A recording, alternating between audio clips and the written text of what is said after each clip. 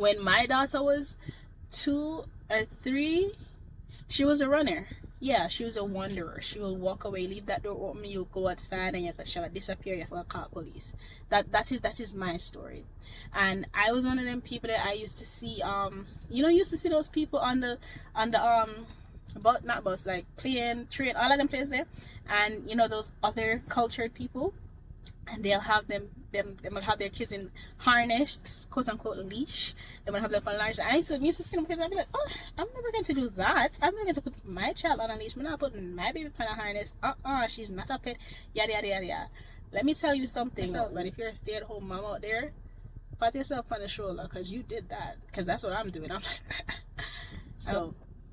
To any mom out there, anybody out there will sit down and you're like, damn, I wonder if what I'm doing is beneficial to my child. Like, I wonder if me being home is doing anything for them. I wonder if the position that I'm in right now is it worth it? Like, am I worth it?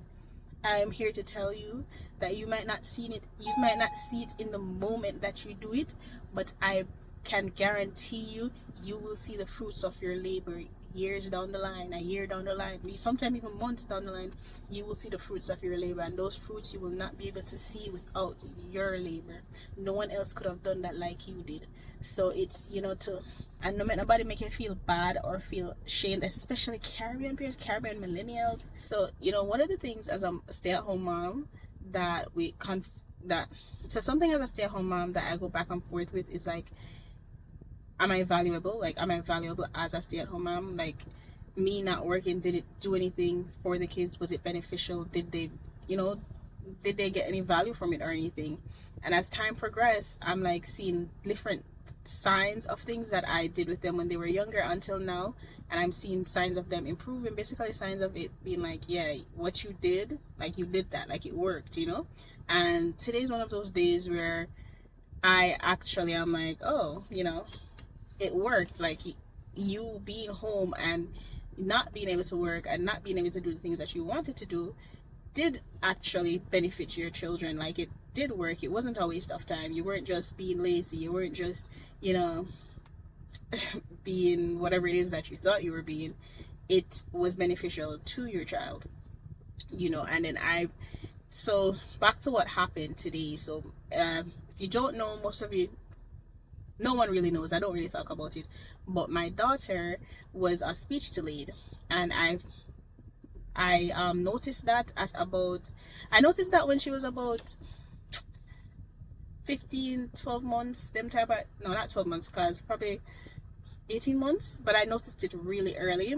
And while everyone else around me was telling me that she will talk, she will improve, and especially if you're a Caribbean parent, you guys know exactly what I'm talking about.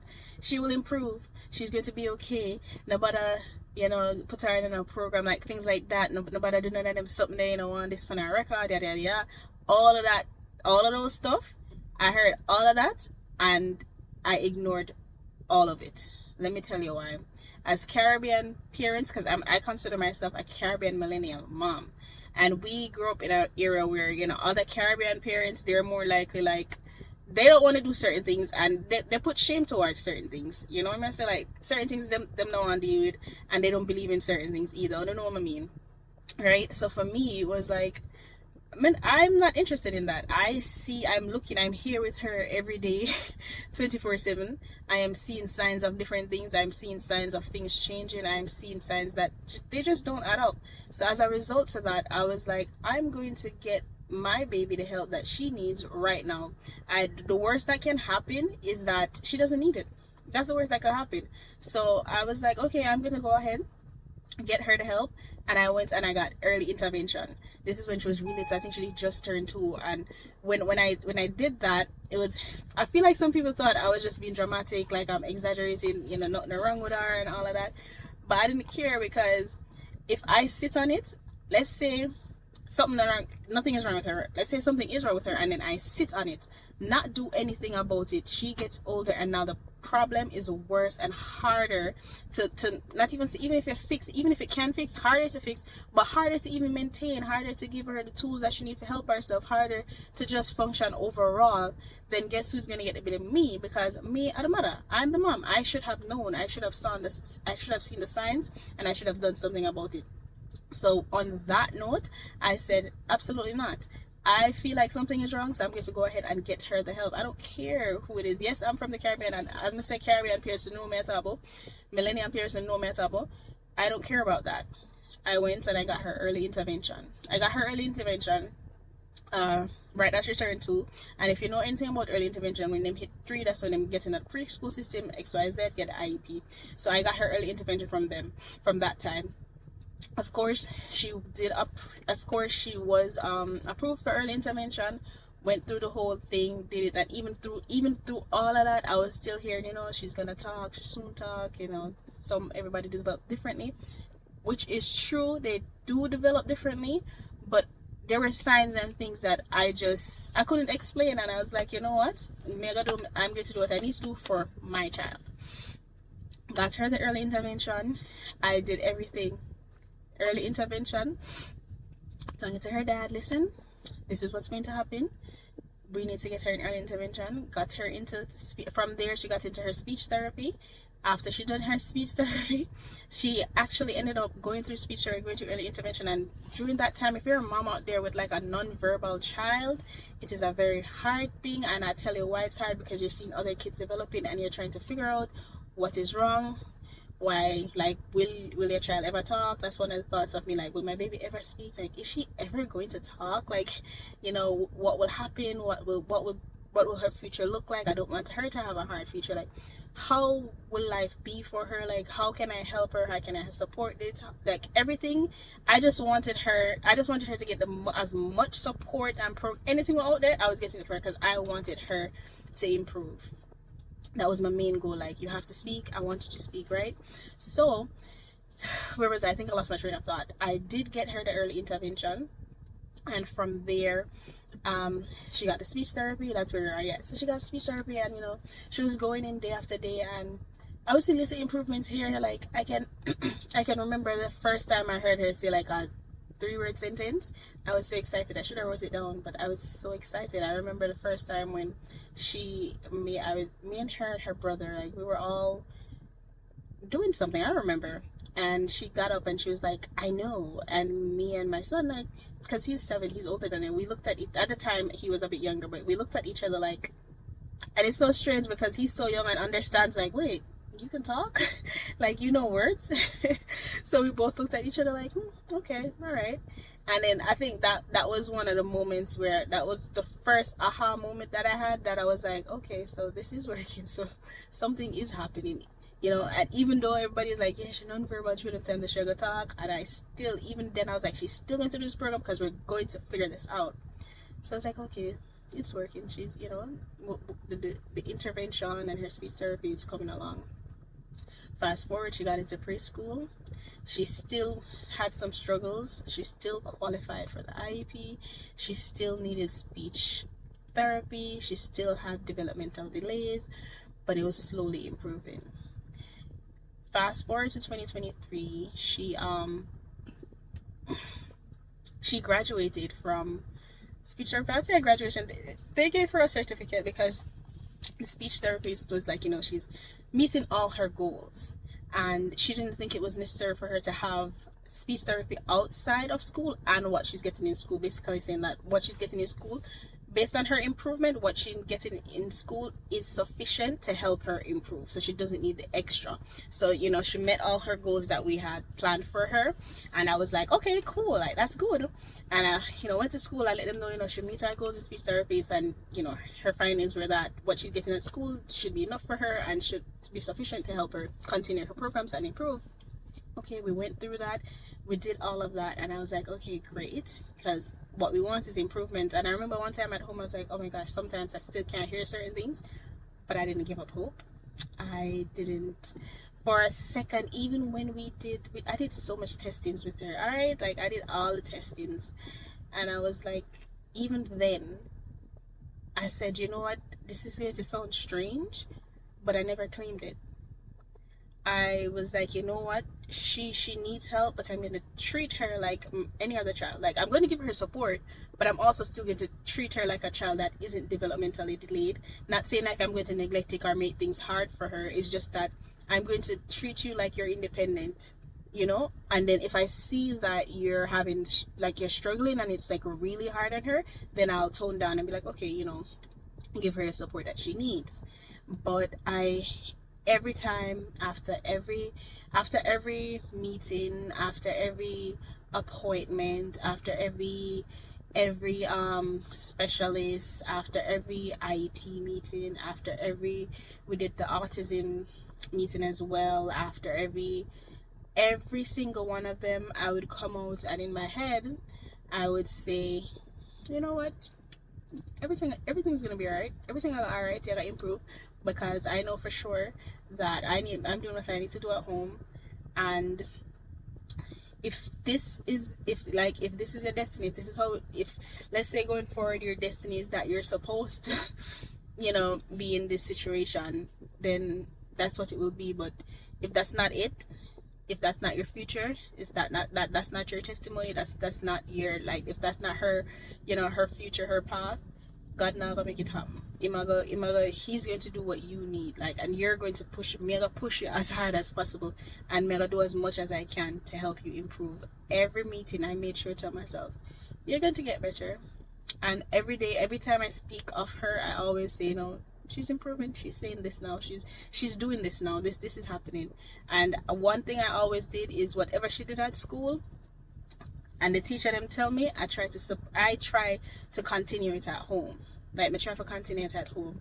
But can't tell how much video I watch, how much paperwork I download, how much how much how much paperwork I download, how much interactive things I did with them at home. Because as soon as she saw her brother doing stuff, she would do it too.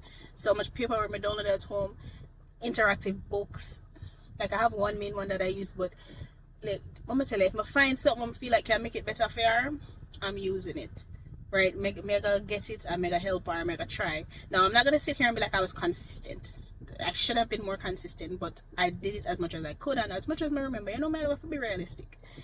And I feel like I'm rambling and all over the place, but my point is that I with doing that and going through everything, there were times where I was like, I would question it, like, does this even make sense? Like, because it seems pointless, because nothing is coming from it. So does this even make sense? Like, should I continue pursuing this? Should I continue working on this with her?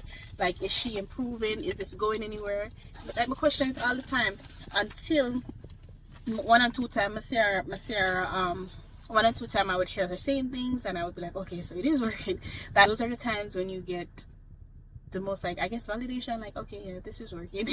Those are the times, because trust me, even though I think that's what it means to have blind faith, because even though I go a lot of our meetings them and I'm like, yeah, like previously they would say, oh, she's improving, and then I'll come home and certain things would change.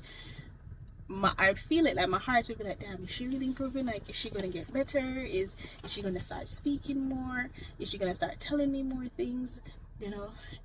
And I would question it, and I would still say, but even then, even in that time, even in those days, even in my downtime, even when I have a hard time, I was always saying, always thinking, she's going to get better. Always being positive about it. Always, like, in my head, always, like, I worry so much about them. And then even her, I would worry about her a lot. So I would always tell myself, this not last forever. No matter how much diagnosis I get, this not last forever. And if this diagnosis is what it is, then I will do what I need to support. I will do what I need to make her life easier. I will do what I need to make her life, just to help her, you know, to help her in school, help her in life, help her become a functioning adult, a functioning child in, you know, society. I'm going to do whatever it is. And you know, fast forward to 2024, she has improved greatly. Like, she speaks so much more now. Like, I can't say she's nonverbal anymore. Like, you might have a one or two sentence she might say, and I'll be like, wait, what did you say? Like let's put that together. But compared to what it was before, like, I wish I had like a video or something. I probably do, but I don't think I want to put her face out there like that. But I would compare to what she was before, where she was before. Right now, it's a completely different person. Like, her talking, she's communicating, she's talking with her brothers, she's speaking with other kids. Like, she's literally living the life that I wanted her to live. She's doing the things that I, like, my pray for her for, like, I want her for doing something that I just want her to have a childhood where she not have a struggle. You know what I'm saying? And even if there's, and then I always tell myself, say, even if there's things that now that she's speaking, she probably still, let's say something bad happens, or something good, or just things that she probably wanted to tell me when she was young and she can't tell me. I always pray and say, you know what, when you get older, I pray that all of that comes back to you one day and you can tell me everything and we could talk about it. Tell me everything when you get older. Maybe now you can't tell me, but you never did talk about it, whatever. But anything else, when you get older, just talk about me. But so whatever you can talk about right now, let's talk about it. So for me, like, when a lot of people say everybody's situation is different, so a lot of people is like, when they start talking, you're going to want them to shut up and things like that. Even if I have a slight feeling of it, I kid you not, my thought, if my mind is like, oh my gosh, the next thought right after that, seconds later, is like, nope, you don't want her to stop talking. You don't wish she just be quiet. You don't want any of that. What you want is to walk away and go in a room and go get some quiet time. Because one thing I will never wish for is for my kids to stop talking. Absolutely not. Yes, if my son to him, they do a lot of questioning and talking, and I'm like, yep, keep talking. I'll go overstimulated, so I'll go somewhere and just shut it out, or I'll listen to you with a blank face and then come back and respond to what you say. But I will never wish for you to stop talking. I will never wish for you to stop communicating. I will never wish for you to leave me alone. I'll never wish for any of that. I'm going to accept it and enjoy it while it lasts. Now, yes, sometimes I get overstimulated. That's just normal. That's a given. But I'll never wish for it to not happen. I'll never wish for it to move faster. I just won't wish for you to not be able to have this moment, if you know what I mean, right? So for me, now that I'm on this journey, even with this page, a part of this page is for me to improve myself, my journey to basically start my life now. Like, like everybody have them life, my kids are in school, like, my journey to just doing things, trying different things, seeing where I fit in the world. This moment today is a moment where it's like, yeah, you can let up a little bit. You worry, still worry, but it's okay for you to breathe. They're gonna be okay. Like, I think that's what today is. It's like, you thought you weren't valuable, you thought you weren't doing anything as a mom, but you did. You paid attention to your baby, and you pay attention to both your kids. It's just a moment for me to be like, yeah, I don't have to feel guilty for trying to find myself, after them. I don't have to feel guilty about trying to do things and trying new things now and probably going somewhere and not having them, because I served my purpose. I still have a purpose, but the purpose of when they were younger, until that age, especially with my daughter, all that time that I had my depressive moments, that I felt like I was nothing, that I felt like this is pointless, like all them time that I was feeling like, what is my purpose? Like, why is this happening? That was my purpose. Like, I needed to be home to pay attention to all those signs. Like, I needed to see that. Like, I'm gonna take me to be able to catch on to a lot of things if I wasn't home where it concerns that. So I needed to see certain signs. And now it's like, I remember one of my friends too, she had said something to me, and she was like, I feel like the reason why you were able to catch on to this and why she's improving the way she is because you're at home with her and you were able to see all those signs. Like, you should be proud of yourself. Like, really be proud of yourself and big up yourself, because without you being able to pay attention to those signs, especially when it comes on to them, certain things they wouldn't even notice. Like, you wouldn't know that she needed help. You wouldn't know that certain things are happening if you weren't home to pay attention to her, right? I also want to make a disclaimer, because I'm probably going to have to do that anyways since this is going on the internet. I'm not bashing any other parents that aren't home or any moms that aren't home. I'm talking about my story, what I went through, what I'm happy for, and for the people who can also relate to me. That's what I'm talking about here, okay? So let's get that clear. But it made me, like, I'm happy. I thought I was going to be emotional, but I'm not. I'm just happy because it's like, it's just a breath, it's just a weight off of my shoulder. Like, yeah, you can go figure life out. Not leave them, but like, I can do things now. They're school age, they're in school. Like, I can bank on the fact that, okay, you're speaking a lot more, so we can communicate about things that are happening, right? Not saying that I'm going to know everything, not saying that everything is going to be perfect, but it's just a little bit of a aha moment. Like, okay, so all that time that you think you wasted, you didn't waste it, because it was poured into your children. You know, you weren't wasting your life away. You poured into your children. You made sure your daughter got the help that she needed when she needed it.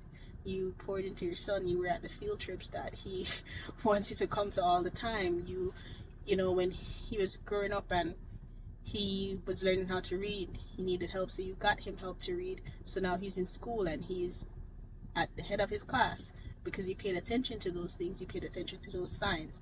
So to any mom out there, anybody out there is sit down and you're like, damn, I wonder if what I'm doing is beneficial to my child. Like, I wonder if me being home is doing anything for them. I wonder if the position that I'm in right now is like, is it worth it? Like, am I worth it? I'm here to tell you that you might not see it in the moment that you do it, but I can guarantee you will see the fruits of your labor years down the line, a year down the line, sometimes even months down the line. You will see the fruits of your labor, and those fruits you will not be able to see without your labor. No one else could have done that like you did. So it's, to value yourself, especially as stay-at-home moms. Sometimes we feel, but not talk about everybody else. I don't know about everybody else, but I know sometimes they feel like not as valuable, maybe because you're not work, income, things like that. But you're valuable in that way. I always speak about being valuable because of your labor, and you're turning humans into functioning adults of this world. That alone in itself is like, and when you do it, I wouldn't say right, because I feel like there's no right way, but when you do it and do it with integrity, do it with the right morals and things like that, your fruits of that labor is what they turn out to be. And then even if they get older and they completely turn from everything you taught them, it might be heartbreaking, but you did what you needed to do. Once these kids turn adults, they start making their own decision. Yes, when them younger, certain things shape them future, but also sometimes them get older and kids get older and they turn away from what you taught them, and it's just like, what the hell? Like, where did this come from? So don't blame yourself. And if you're a stay-at-home mom out there, pat yourself on the shoulder, because you did that. Because that's what I'm doing. I'm like, I will go home to my husband, I'm gonna call him, and I'm gonna be like, yes, this is what's happening, she improve, and he'll be excited just as how I am. And yeah, like, now can breathe a little. I'm still going to be on top of her. And just to clarify, if I do see any signs again or anything that's super concerning, I will contact them again, and we will get her a soft program, something to help. But I'm just grateful for the improvement. I'm grateful for the team. I'm grateful for the teachers and what we have on her, the therapist, everything. Like, I'm grateful for everybody who was involved in her case and her situation. Everybody will pay attention to her. Like I like it. And on this day that it's like Teachers Appreciation Week, shout out to all of the teachers them will work with my kids. Shout out to all of the teachers them will work with my daughter. It's so refreshing when you actually have with we're always concerned. I think teachers get a lot of flack, and public school, and we're always concerned about what's going on with what's going on at school and stuff like that, because you see it all the time online. And it's like, you see, for the good ones, the ones them are actually going on themselves, the ones them are actually do right, the ones them are actually passionate about this whole industry overall. Big up on yourself, anyone in their life, because without Without that, without you guys, a lot of things wouldn't be possible. You know, without, and I know a lot of people homeschool as well, especially if you're a stay-at-home mom and a homeschool, so you're a teacher and a mom. Oh wow, you're double trouble. Like you're right now, you're doing the thing, and teaching and working with kids, because you know we mold them for the future. We're concerned as parents and the teachers. It's a teamwork effort. What is done at school needs to be enforced at home. What's done at home enforced at school, you know, in some ways as well. You know, it's just it's a community effort, it's a group effort, it's teamwork. It's like me could have sitting here and some do this by myself. I never do it by myself. Yes, I got all the programs. I listen to what the teacher them say and the therapist, and you know, I speak to them and do what I need to do. But this is a team effort, and me couldn't do it by myself. Like if it wasn't for, I remember teachers saying to me, you know, she's improving, she's going to be all right, you know, you don't have to worry. Well, not saying you don't have to worry, but you know, it was a vibe. Okay, I will say I'm thankful for everything and everybody with a part of this. Right, this is something that I want to celebrate. Like this right here is what I hoped would have. Like I was like, I pray that she improve so much that she will just pop out. And that's what's happening. So anything I'm pray for, I'm get it. I'm thankful for. I'm thankful for the good and the bad, because where there's good, there's always bad. So whatever come my way, I'm prepared ish. Nobody bring too much though, but I'm here for it. And even if they like say they still have an IEP even after kindergarten, after like preschool and stuff, it's okay, because we are doing what we have to do for help them, for support them, for help them improve. And no make nobody make you feel bad or feel shamed, especially Caribbean parents, Caribbean millennials parents right now. If you have the children, may I talk to Una too specifically, because I know there's a lot of us out there who don't want the certain programs because we don't want it look a certain way in the family, and we don't want the stigma and the ray and with this. Let me tell you something. Do what you need to do for yours. Let me tell you that whatever you need to do for your child, do it. Because if something goes wrong, you will be the one held responsible. Nobody now gonna talk about say you did embarrassed because of this. Nobody now gonna say, oh, you didn't want to do this because of that. They're going to say, where were you and what were you doing? Let me tell you a story. When my daughter was 2 or 3, she was a runner. Yeah, she was a wanderer. She will walk away, leave that door open, you'll go outside, and she'll disappear. You have to call police. That is my story. And I was one of them people that I used to see. Used to see those people on the not bus, like plane, train, all of them places there, and you know those other cultured people, and they'll have they will have their kids in harness, quote unquote leash. They will have them on large. And I used to skin because I'd be like, oh, I'm never going to do that. I'm never going to put my child on a leash. I'm not putting my baby on a harness. She's not a pet. Yada yada yada yada. Let me tell you something. When I had my first, like I had a couple scares, but when I got that serious scare, when my daughter non-verbal decided to go for a walk and disappear, you better believe the next week I got a leash. I got a harness. We got one of the hand harness them which you have to attach to me. We get her a tracker, everything. And yes, I had her on the harness. We went to the park, we got all out on top of the harness, and I got stairs, but I didn't care, because when she did disappear, and them call the police, and me see place I come to, and me them a come bother, and me them a come say, how did I let this happen? So if me need to get a leash, if me need to get a harness to tie on mine to make sure that she does not disappear, and me not have to call the police, and that me go do. That is what I will do. And if you want to scrub your face and skin up your nose on it, then that's fine. So if you're a mom out there, do what you need to do to protect your child, because if you don't, like I said, you will be the fall of it. You're gonna be the fall guy. So I remember when I used to work at the market, there was this young lady that was my customer. She's actually the one who said that to me. I don't know where she's now. I hope she's doing great in life, but she's the one who said it to me. She was like, let me tell you something, whatever you need to do to keep your child safe, do it. Even if you get frowns, get the frowns and move on with life.